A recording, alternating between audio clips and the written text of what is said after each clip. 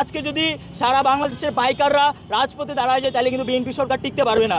আজকে যদি সারা দেশের সিলিন্ডার গ্যাস যারা ইউজ করে তারা যদি আজকে রাজপথে বেরিয়ে আসে তাহলে তারা এই বিএনপি সরকার টিকতে পারবে না। আপনারা ইতিমধ্যে জানেন, আমার কাছে মনে হয় আপনারা এখানে যারা আছেন আপনারা অনেকেই বাইকে চলেন বা আপনাদের অনেকেরই বাইক আছে।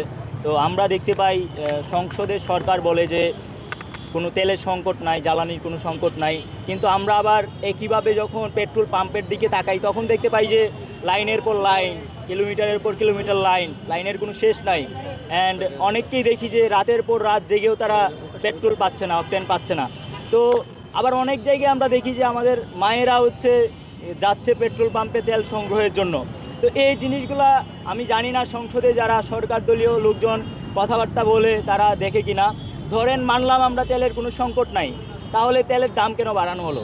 তাহলে নিশ্চয়ই সিন্ডিকেট যারা আছে, যারা এতদিন তেল মজুত করেছে এবং কৃত্রিম একটা সংকট তৈরি করে মানুষের মাঝে আতঙ্ক তৈরি করেছে, এবং এই যে লাইনগুলা মানে যে আজকে দেখা যায় পেট্রোল পাম্পে এই লাইনগুলো তারাই তৈরি করেছে। তো সেই জায়গাটায় আমরা পরিষ্কারভাবে দেখতে পাচ্ছি সরকার সিন্ডিকেটকে সহযোগিতা করার জন্য, সিন্ডিকেটকে প্রায়োরিটি দিয়েই আজকে তেলের দাম বাড়িয়েছে। আজকে 120 টাকার তেল 140 টাকায় কিনতে হচ্ছে, 135 টাকায় পেট্রোল কিনতে হচ্ছে। তো এখন প্রশ্ন জাগে যে আসলে এই সরকার কি সিন্ডিকেটের সরকার, সিন্ডিকেটমুখী সরকার, নাকি আসলেই জনগণের সরকার?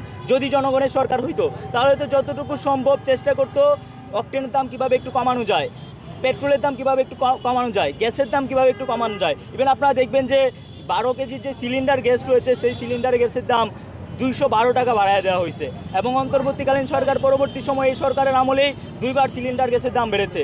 তো এই যে এই জিনিসগুলো হচ্ছে, এইগুলা তো আমাদের জনমনে প্রশ্ন তৈরি করে, জনগণের মনে প্রশ্ন তৈরি করে। ইভেন অনেক দ্রব্যমূল্যের দামও আস্তে আস্তে বাড়া শুরু করছে। তো এই যে এই জিনিসগুলো জনগণের এই স্বাভাবিক জীবনযাপনের উপর প্রভাব ফেলে, এবং সরকারের উচিত এই জিনিসগুলো নিয়ে আলোচনা করা, কথা বলে এই জিনিসগুলো সমাধান করা।